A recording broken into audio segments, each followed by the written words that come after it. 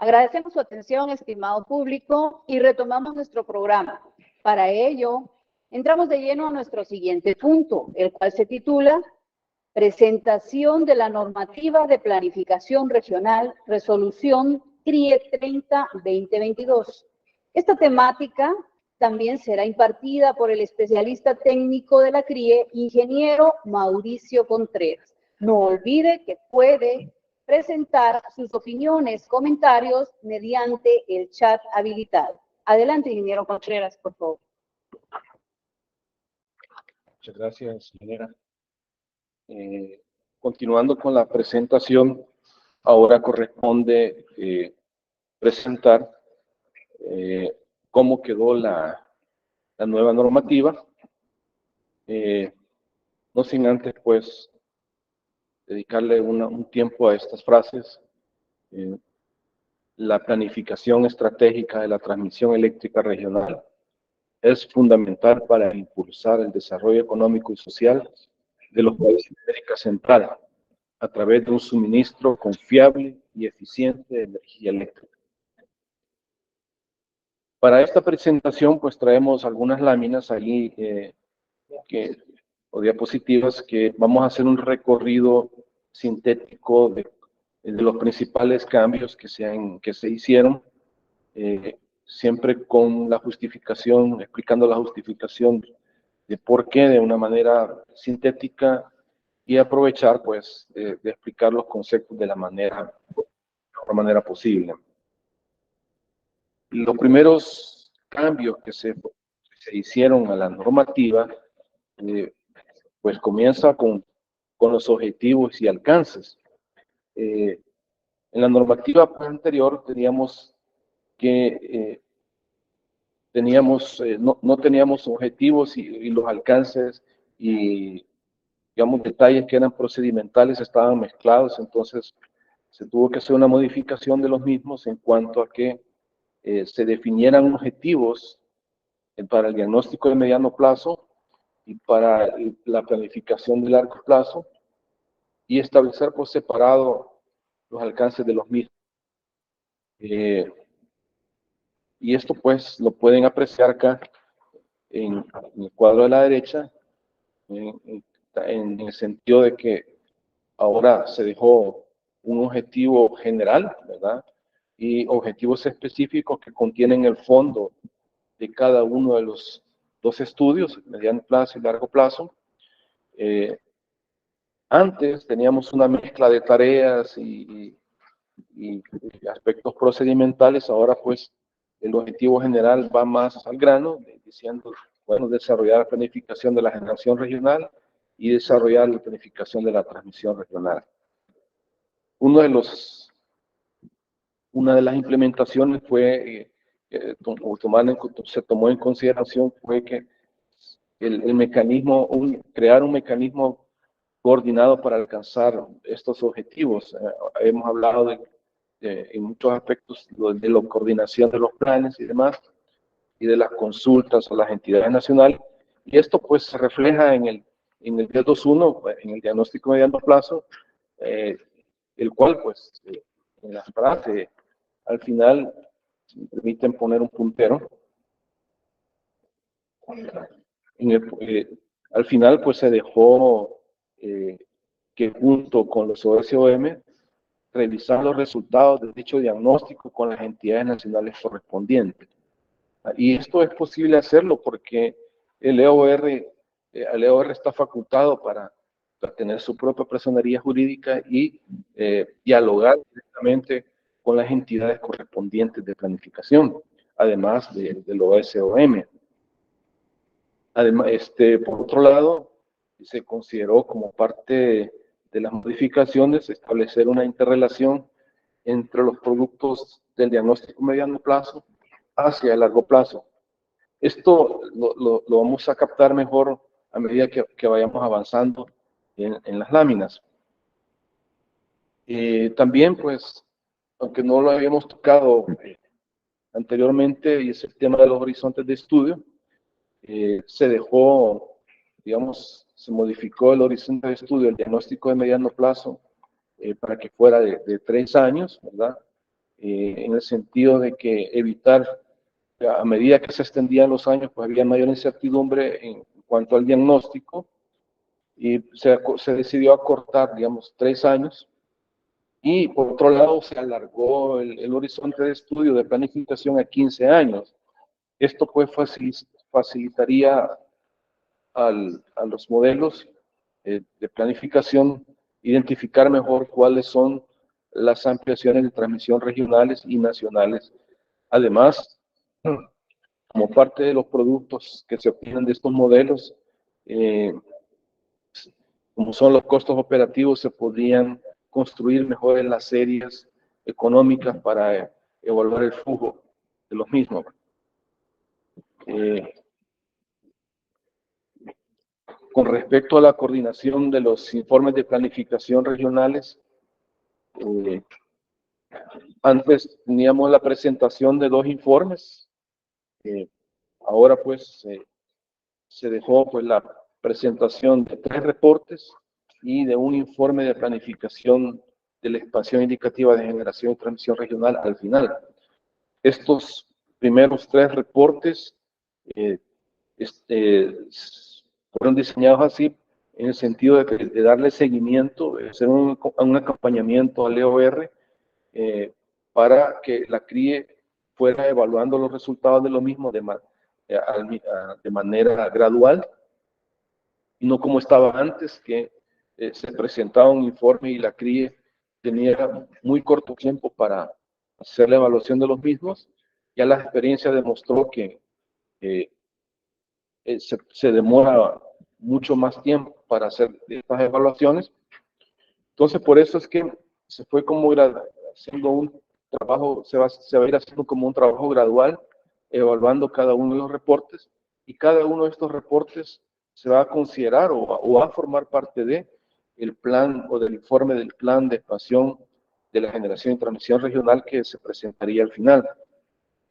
Entonces vean el primer reporte que quedó establecido en la normativa, es la presentación de un reporte de conformación de la base de datos.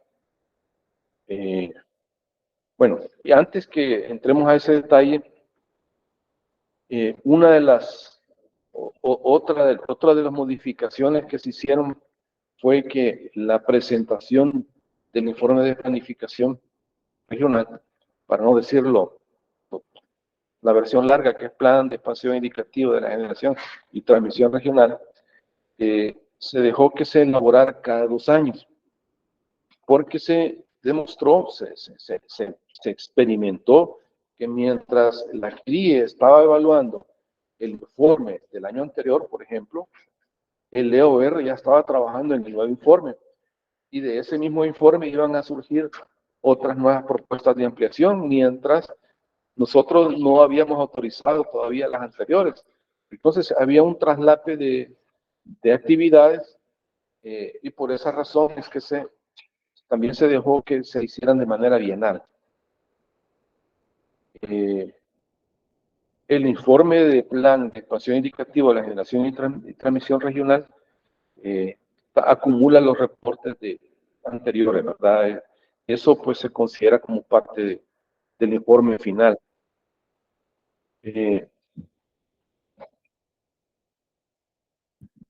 Luego entramos en el detalle, digamos, con relación a la conformación de la base de datos regional. Uno de los problemas que tenía el EOR era que se recuerdan que las fechas de presentación de los planes nacionales aprobados no coincidían con los periodos o las de trabajo del EOR. Entonces se decidió formalizar o regular la entrega de los planes nacionales aprobados. Entonces hay una disposición, disculpen, aquí se me quedó esta flechita y este número, ¿no? Este que está aquí a la izquierda no tiene nada que ver. El numeral correcto es el 10353, que de una disposición para la conformación de la base de datos regional, de acuerdo con el numeral 51 del libro 3 del RML, y que esta base de datos incluiría planes de expansión de generación y transmisión nacionales vigentes y aprobados, ¿verdad? Aprobados por las entidades nacionales correspondientes. Esto es sumamente importante porque la experiencia que tuvimos era que algunas veces se cuestionaba la calidad de la información o la vigencia de la información. Y esto era porque a los países recién comenzaba el EOR a trabajar en la elaboración del plan y ya estaban haciendo nuevas actualizaciones. Entonces era necesario hacer ese cierre, el que yo había hablado, un cierre regulatorio en este caso, para, digamos, empezar a trabajar con esa información. Esto pues, de alguna manera va a presionar a las entidades nacionales de que esos planes y la información que se le presente a la OR pues sean los más firmes posibles.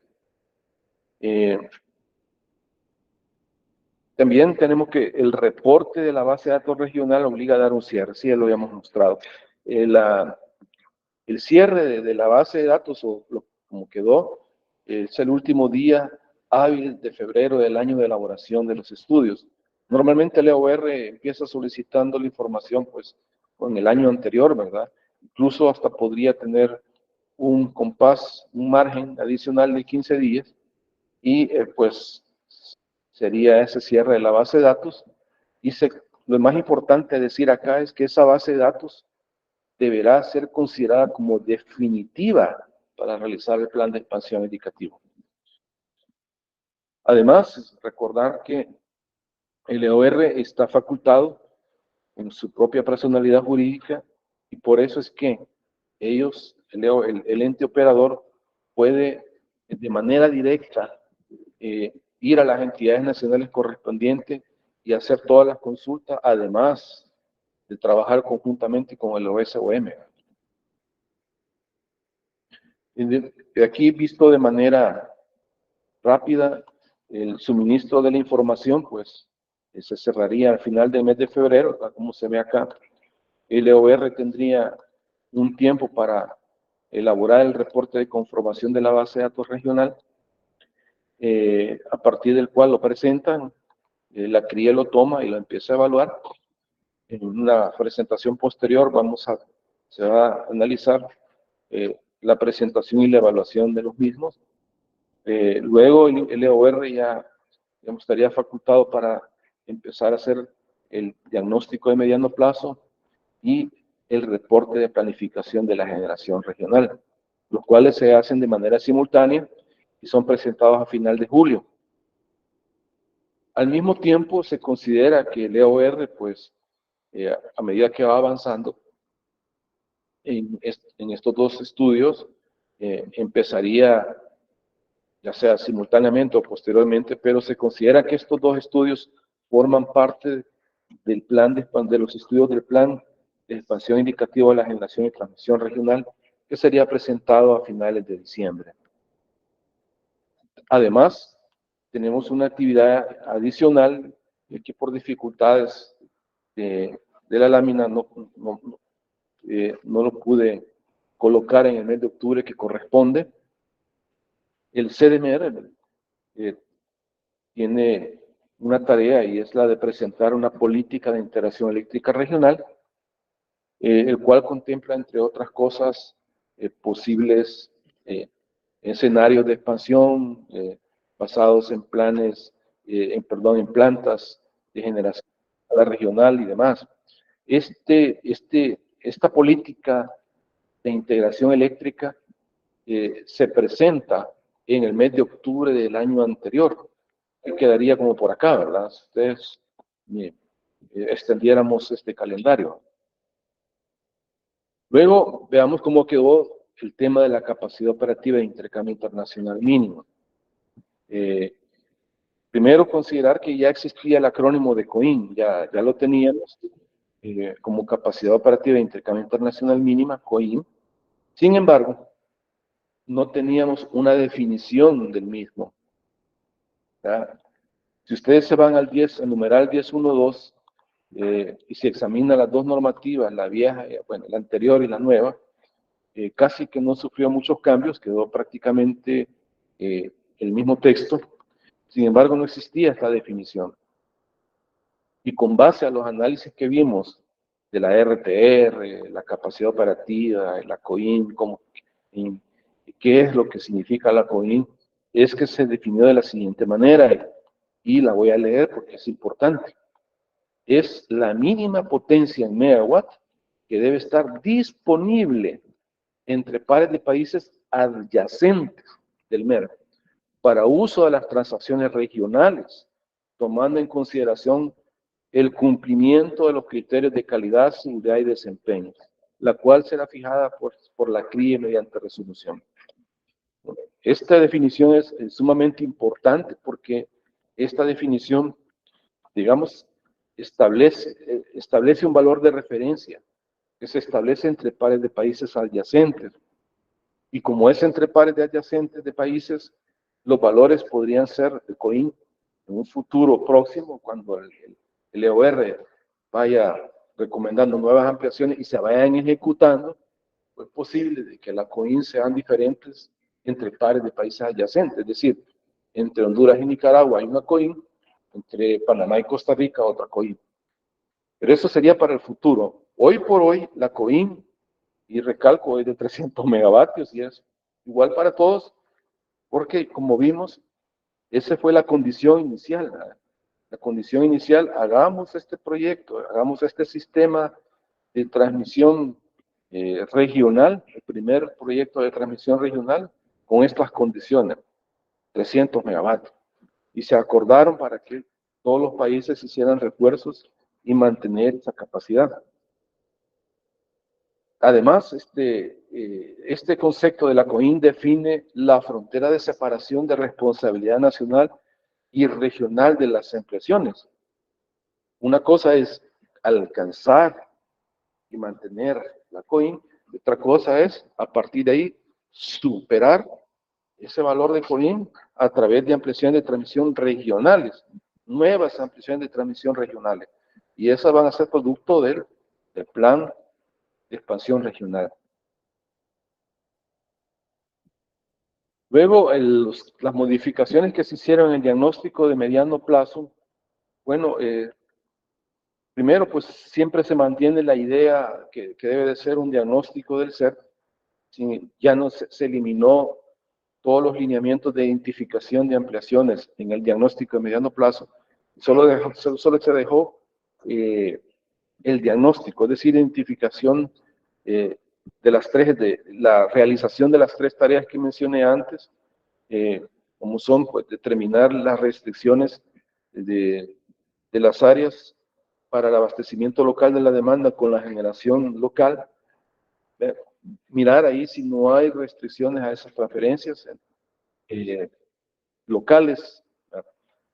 La otra, pues estimar la capacidad operativa de transmisión en condiciones de demanda máxima, media y mínima, estación seca y húmeda, etcétera, que son, digamos, los lineamientos normales que tienen este tipo de estudios eléctricos. Determinar esa capacidad operativa. No voy a entrar al detalle de cuáles capacidades operativas, porque se han definido capacidades operativas de transmisión de porteo, de importación, de exportación, de norte a sur, de sur-norte y demás. Y finalmente, y una de las más importantes es qué pasaría, cuáles serían las restricciones que se estarían dando entre en los países, en la RTR, cuando se considera una transferencia igual a la COIN. Esto es, cuáles son las restricciones que se identifican que impiden alcanzar la COIN.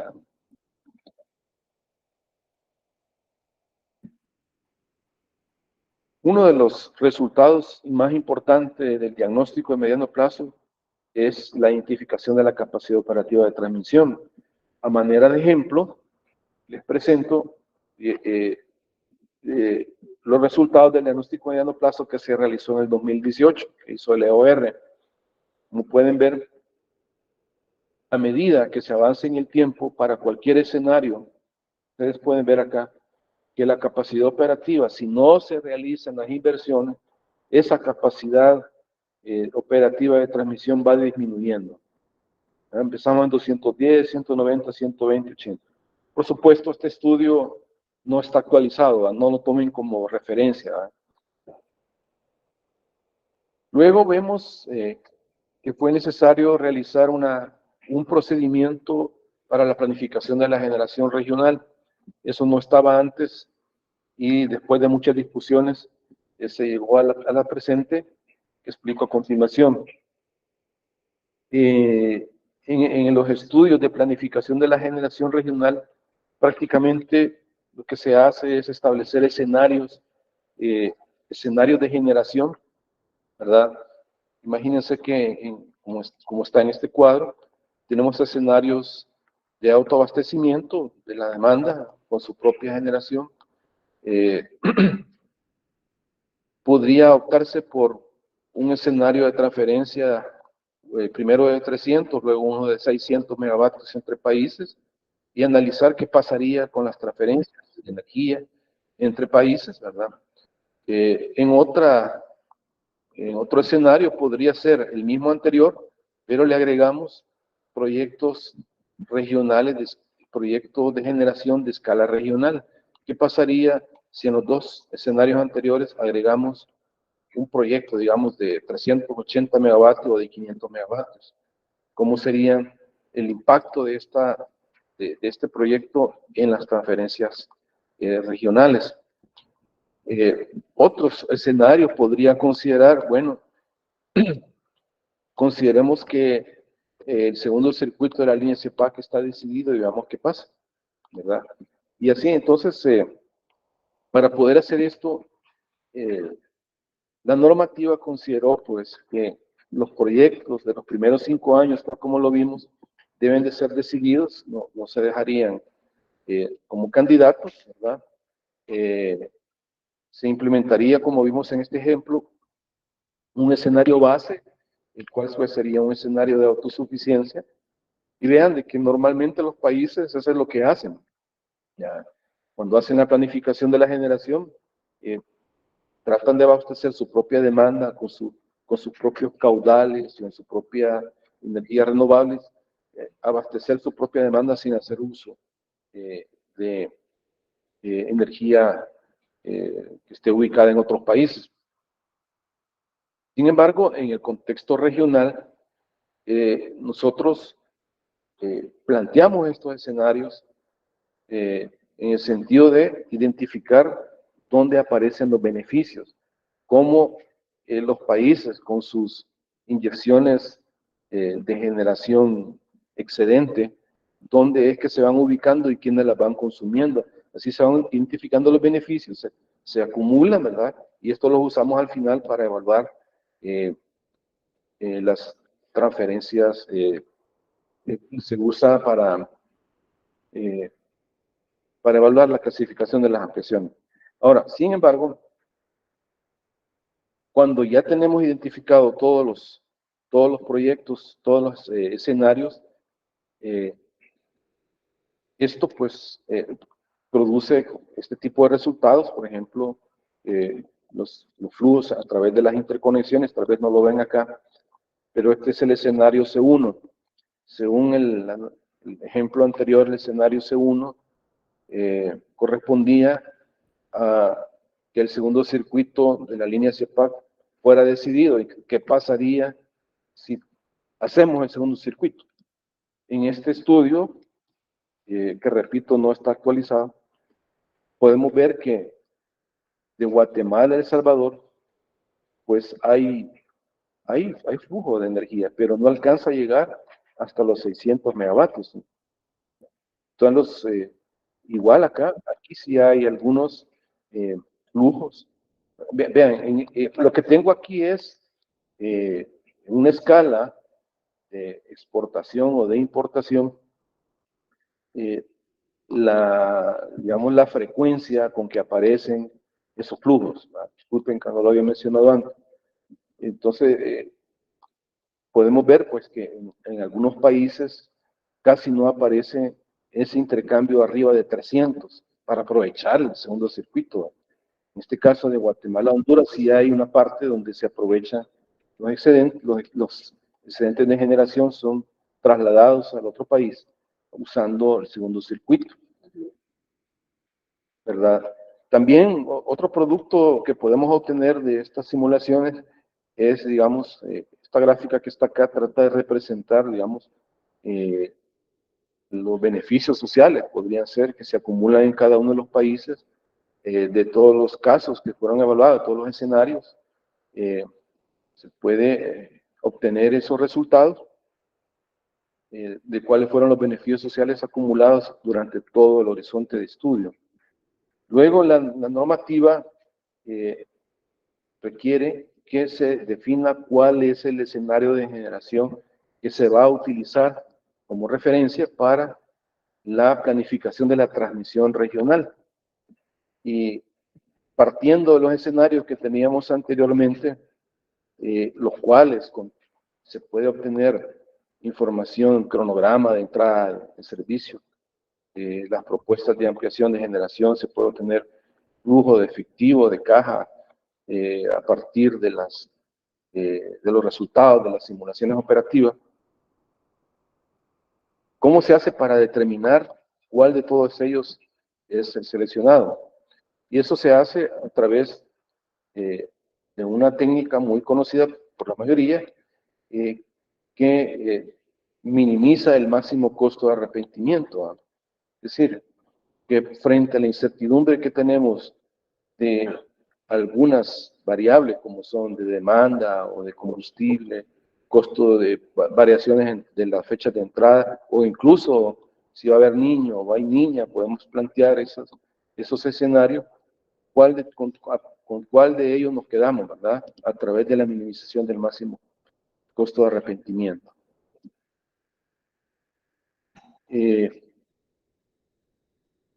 Luego, cuando ya tenemos decidido cuál es el escenario de generación que se va a utilizar en la transmisión, en la planificación de la transmisión regional, esta está planteada en dos etapas. Etapa 1, que es para identificación y ampliación de transmisión nacionales para alcanzar y mantener la COI en el largo plazo, ¿verdad? Para ello, pues, se deben de utilizar diferentes insumos, ¿verdad? El mismo informe del diagnóstico de mediano plazo que identifica restricciones, ¿verdad? Con sus resultados, pues, junto con esa información, junto con los planes de expansión de transmisión nacional vigentes y aprobados, el EOR haría un diagnóstico junto con los OSOM, haría una revisión de los resultados del diagnóstico y probablemente para identificar cuáles serían las posibles soluciones o proyectos de ampliación que solucionarían esas restricciones. Luego, como una segunda etapa, tenemos la identificación de las ampliaciones de transmisión regional para superar la COI. Es importante que lo vean así, porque primero llegamos o sea, ya identificamos todas las ampliaciones de transmisión, por tanto, de transmisión nacionales, y a partir de ahí, pues, identificar cuáles son las ampliaciones de transmisión regional. Para esto necesitamos insumos de información. ¿Cuáles serían ellos? Bueno, se debe de considerar los sistemas nacionales, ¿verdad? Cómo está toda la red y, por supuesto, el sistema de transmisión regional existente. Ya vimos el diagnóstico de mediano plazo, todos los planes vigentes y aprobados, planes de expansión de la transmisión nacionales vigentes y aprobados. A propósito de esto, o sea, esto es tan importante que incluso valoramos si podríamos pedir una certificación de estos planes, pero consideramos que era suficiente con que fueran vigentes, perdón, y aprobados. Además, hay que contar con información que aporten los diferentes agentes a través de los OSOM, Imagínense que hubiéramos hecho un ejercicio de planificación regional anterior, entonces necesitaríamos cuáles fueron las ampliaciones de transmisión nacional y regional aprobadas o autorizadas. Y finalmente, pues las áreas naturales protegidas. Y esto pues serviría para trazar el curso de los proyectos candidatos de transmisión. Y hablando a propósito de las ampliaciones de transmisión regionales, también quedó normado que estas ampliaciones que se identifiquen en la planificación regional comprenden líneas o grupos de líneas de transmisión, subestaciones de transformación de potencia o de fase, convertidores AC y AC, equipamiento de electrónica de potencia, estaciones de compensación de potencia reactiva y control de tensión que permitan las transacciones regionales de energía.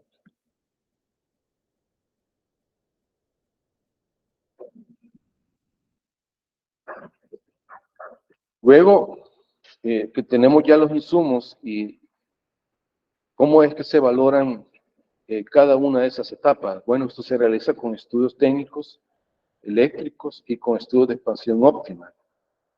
En la normativa la dejamos suficientemente amplia como para que el EOR pueda implementar, digamos, el detalle o implementar los lineamientos de detalle para dar cumplimiento a la normativa. Entre los estudios técnicos que se han considerado, pues son estudios eléctricos de funcionamiento de estado estable y de condición N y condición N-1. Con ellos, pues, poder determinar los requerimientos de potencia reactiva y verificar la capacidad operativa de transmisión cumpliendo con los CCSD y analizar, en caso fuera necesario, hacer un estudio dinámico del SER, ¿verdad? Ante posibles salidas o contingencias N-1. Luego, digamos, en esta etapa del estudio técnico, luego se podría identificar diferentes soluciones técnicas para conseguir el flujo. Miren, perdón, aquí se me olvidó explicar algo que es realmente importante. Disculpen que retome la lámina. Habíamos dicho al inicio que se iba a definir un escenario, o se iba a tener un escenario de referencia de generación, y a partir del cual sería la planificación de la transmisión regional. Con los resultados de ese escenario, con la simulación la simulación operativa de ese escenario, se debe de construir los casos de demanda y generación que se debe de que se utilizan en los estudios técnicos eléctricos, ¿verdad? Es decir, estos escenarios de demanda y generación tratarían de reconstruir, digamos, las condiciones de demanda máxima, media y mínima que aparecen pues en los flujos que fueron simulados en la operación. Luego, pues, una vez teniendo estos casos o escenarios de demanda y generación, pues serían los estudios eléctricos tal como lo expliqué. En el ínterin o en el proceso de los estudios eléctricos, el experto en planificación acá podría identificar ampliaciones de transmisión diferentes para resolver para resolver la misma, digamos, las mismas restricciones. Entonces, cuando se den estos casos, es posible entonces utilizar la siguiente etapa de identificación de ampliación de transmisión regional que maximicen el beneficio social o minimicen los costos de inversión y operación. Es decir, de todas las posibles candidatas que se pueden identificar, y no estamos hablando probablemente de una solución que va desde el mismo punto A al mismo punto B.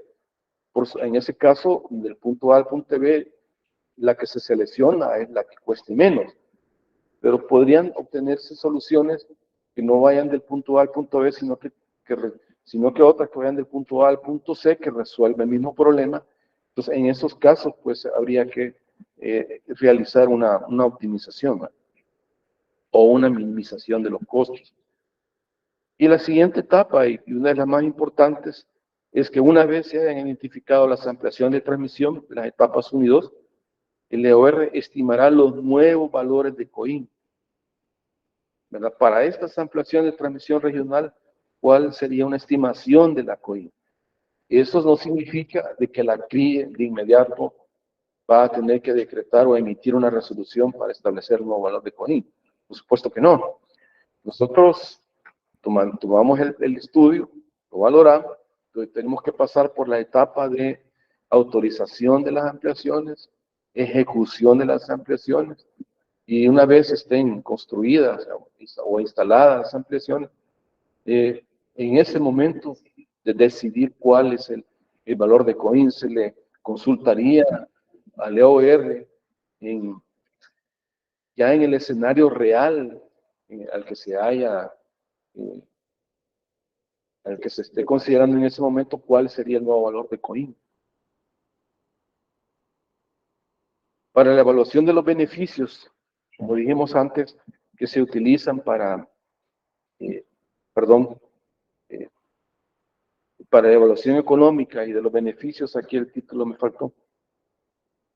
Habíamos dicho que se decidieron nada más por 3 indicadores económicos, ¿verdad? El valor presente, habíamos dicho de los beneficios sociales, del beneficio social neto y demás. Lo explico mejor con esta lámina que está aquí abajo. Para cada una de las ampliaciones se hace un chequeo de los indicadores económicos. Estas ampliaciones no podrían ser grupos también, no solamente ampliaciones individuales, ¿verdad? Que tienen una inversión tal.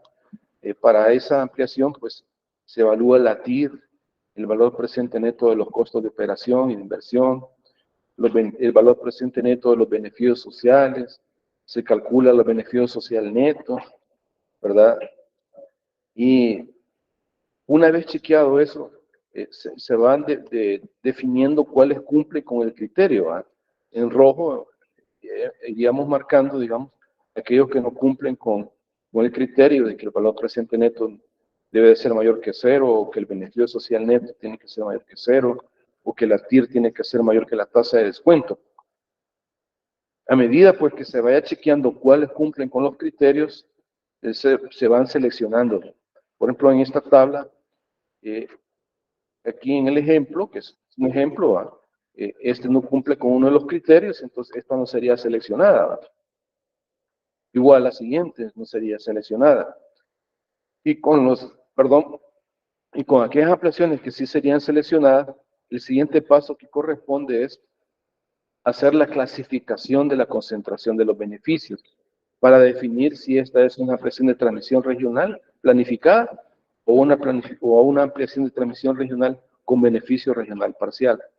Entonces, en el ejemplo, ustedes pueden ver aquí que el único criterio que se utiliza ahora solo es el de concentración por país, y se dejó como referencia que fuera mayor de 80% para clasificarlas como de beneficio regional parcial. En este ejemplo, tenemos aquí un par de transformadores, digamos, en la subestación de San Pedro Sula, concentra los beneficios arriba del 80%, entonces esta se clasificaría de beneficio regional parcial. Sería el país el que estaría interesado en realizar esta obra. Y aquellas que ya fueron clasificadas como planificadas, pues serían, digamos, valoradas por la CRIE y consultadas a toda la región, pasando por los reguladores nacionales, ¿verdad?, para poder justificar la obra. Y aquí es como ya llegamos entonces a cómo es que se realiza eso. Las ampliaciones si ustedes miran la normativa, para las ampliaciones de transmisión regionales planificadas, hay un procedimiento bien delimitado, bien explicado, ¿verdad? Primero, pues, que las ampliaciones de transmisión que son identificadas en el plan de expansión se pueden clasificar ahora de 3 tipos: regionales planificadas, regionales con beneficio regional parcial y ampliación de transmisión nacional para alcanzar y mantener la COIN. Esto no estaba antes. Como dije, hay un procedimiento bien descrito en la normativa para las regionales planificadas, ¿verdad? Pero también hay otro procedimiento para que se ha separado para las ampliaciones regionales con beneficio regional parcial, ¿verdad? Y hay una separación de ellos, como vamos a ver a continuación, y es en el sentido de que estas pueden ser identificadas en el plan de expansión nacional o puede ser propuesta por un iniciador.